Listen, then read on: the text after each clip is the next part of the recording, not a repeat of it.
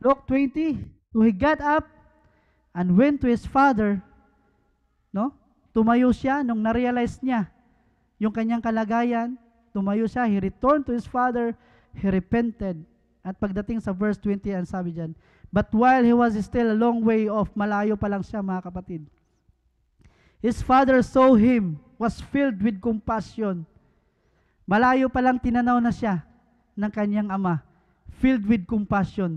Hindi galit hindi galit yung nararamdaman ng kanyang ama, kundi compassion, awa ng kanyang anak. Ganun po ang puso ng ating Diyos mga kapatid. Na sa ating pagbabalik sa kabila ng tayo ay lumayo sa ating Diyos, hindi niya galit ang nasa isip niya, kundi yung compassion, yung awa ng ating Diyos sa atin. Kasi kung sa totoong buhay mga kapatid, itry mo na gawan mo ng masama ang iyong tatay, sigurado yan pagbalik papaluin ka. Pero ang ating Diyos mga kapatid, hindi niya inisip yung galit. Walang galit, kundi ang sabi diyan, he filled with compassion. He ran to his son. Hindi na niya hinintay na dumating yung kanyang anak sa bahay, kundi he ran to his son. Sinalubong niya ito, threw his arms around him and kissed him. Grabe yung pag-ibig, no? Grabe yung pag-ibig ng ama sa kanyang anak. Ganon din tayo mga kapatid. Kahit tayo man ay maraming pagkukulang sa ating Panginoon, kahit marami tayong hindi nagawa sa ating Panginoon, hindi pa huli ang lahat. Nanghina ka man sa paglilingkod sa ating Lord, minsan ay hindi ka na nakakapananalangin, minsan hindi ka na nakapagbabasa, minsan wala ka na talagang gana, pero hindi pa huli ang lahat. The father of the prodigal son, he is waiting. Ganon din ang ating Diyos mga kapatid. Ang puso ng ating Panginoon, he is waiting for us na tayo ay bumalik sa ating Panginoon. The message of God for us today mga kapatid reminded us to stay in the house, stay in the Father's house. No? Huwag tayong lumayo sa ating Panginoon. 3 things that we should remember when we isolate ourselves. Kung nasa lugar tayo ng isolation mga kapatid, remember the 3 are: realize, return, and repent. Amen? Let's all stand up and let us sing. The Lord, let us give us the praise. Tinatawagan ko po si Brad Sandro and Brad Marshall. Hallelujah. Let us sing mga kapatid. Kantahan natin, awitan natin, no? Ang ating Diyos, ang Diyos na mahabagin, ang Diyos na mapagmahal sa kanyang mga anak. Hallelujah. Hallelujah, Lord. Lord, napakabuti mo, Panginoon. Nararapat ka lamang, O Diyos, na purihin. Nararapat ka lamang, Panginoon, na sambahin sa aming mga buhay. Sapagkat ikaw ang Diyos na mabuti, mapagmahal. Hindi mo tinitingnan, O God, ang aming mga kasalanan. Hindi mo tinitingnan, O Diyos, ang aming pagkukulang sa iyo, Panginoon. Sapagkat ang tinitingnan mo, O God, yung puso ng bawat isa sa amin, Panginoon, Lord God, na handang magbalik loob sa iyo, Panginoon, Lord God. Lord, nandito po kami, Panginoon, Lord God, sa iyong harapan. Wala kaming maitatago. Wala kaming maitatago sa iyo, Panginoon, Lord God. Lahat ay lantad sa iyong harapan, Panginoon, Lord God. Marami kaming pagkukulang, Panginoon. Hindi namin nagawa ang iyong pinapagawa sa aming mga buhay. Hindi kami nakafocus sa iyo, Panginoon, Lord God, para maglingkod, kundi nakapokus kami sa mga bagay, Panginoon, Lord God. Minsan sinisilip namin ang kapwa mananampalataya, Panginoon, Lord God. Lord, patawad. Alam namin, O Diyos, ikaw ang Diyos na mahabagin. Lord, restore us, O God. I-restore niyo po sa amin, Panginoon, Lord, yung init. Yung init, oh God. Lord, right now, Panginoon God, I pray, touch the heart of your people sa lugar na ito, Panginoon, Lord God. Lord, ikaw lamang, Panginoon, ang nakakaalam sa kalagayan ng bawat isa sa amin, Panginoon, Lord God. Hindi namin kayang magpa-pretend sa iyo, Panginoon. Hindi namin kayang magpapataas, sapagkat ikaw ang Diyos ang nakakaalam ng aming kalagayan, Lord. Hallelujah.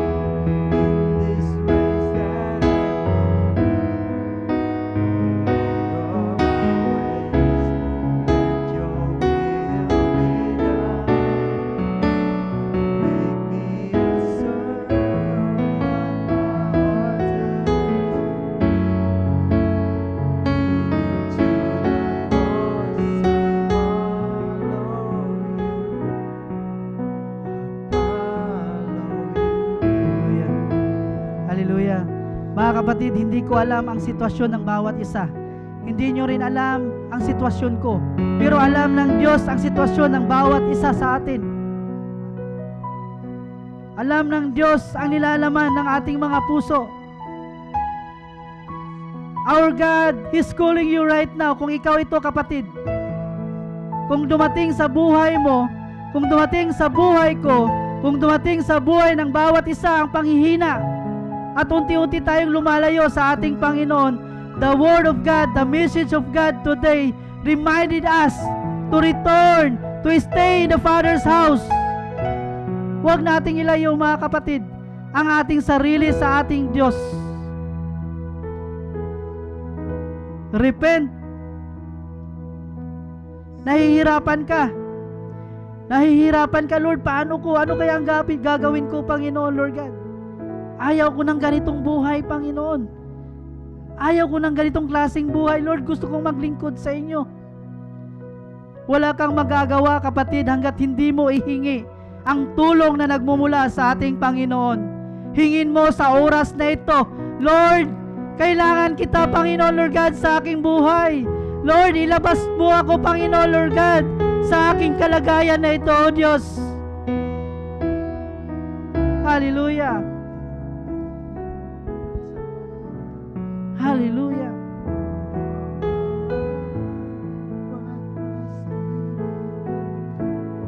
Kailangan mong panalangin. Kailangan mo ng panalangin, kapatid. The elders of the church, pastors, lumapit kayo. Kung gusto niyo ng prayer, lumapit kayo kahit kanino sa amin. Ang Diyos ang nakakasaliksik ng puso natin.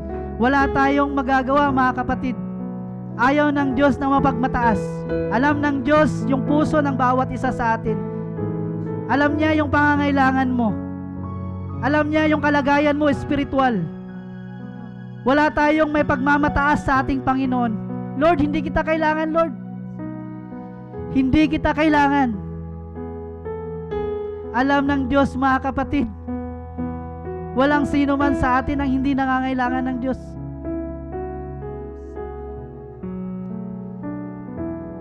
Pray, repent, repent. Ayaw ng Diyos, mga kapatid, na ang mensahe na ito ay tatagos sa ating tenga. Kailangan ang nais ng Diyos na ang mensahe niya mananatili ito sa puso natin. And after this divine service, mga kapatid, may pagbabago sa buhay natin. Ayaw ko nang balikan, Lord. Ayaw ko nang balikan yung Lord na dati iba yung aking gusto. Hindi ito ang gusto mo, Panginoon Lord God. Ang gusto mo sa akin ay maglingkod ako sa iyo, Panginoon God, because you have called me and chose me to serve. Lord, touch the heart of your people, O God. Touch the heart of your people, Lord. Hallelujah.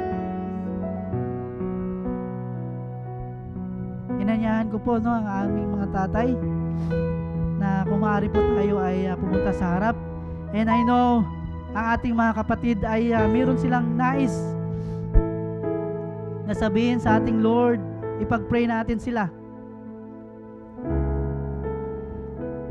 Sige po, mga kapatid, tayo po ay pumunta sa harapan.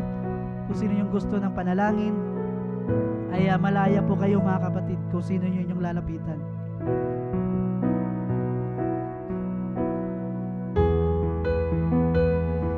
We need God. We need God, mga kapatid. Sa lahat ng aspeto ng ating mga buhay, kailangan natin ang Diyos.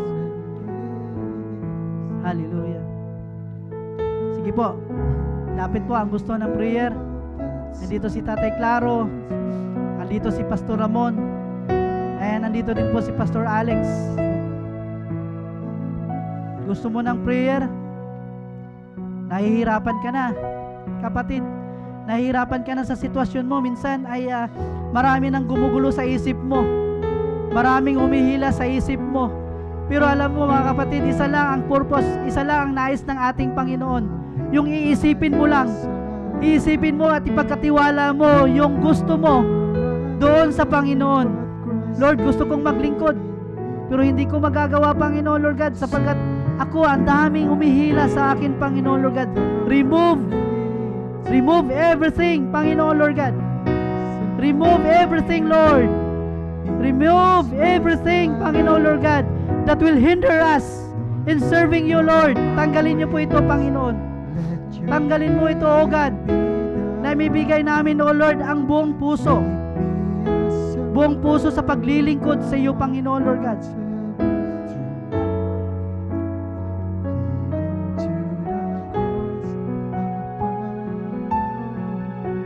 Lord, we want to follow you, Lord God. We want to follow you, Jesus. Hallelujah.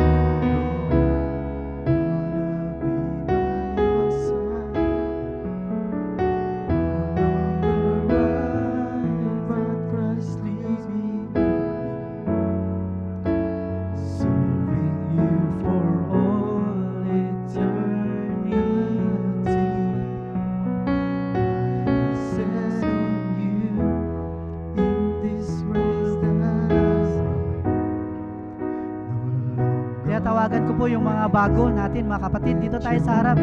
Brad, dito tayo sa harap, bro. Come. Dito tayo sa harap. And ipagpipray kayo ni Pastor Alex. Hallelujah. Dito kayo sa harap. Hallelujah. Hallelujah. Yes, Lord. Hallelujah, oh God. Hallelujah. Hallelujah, Lord.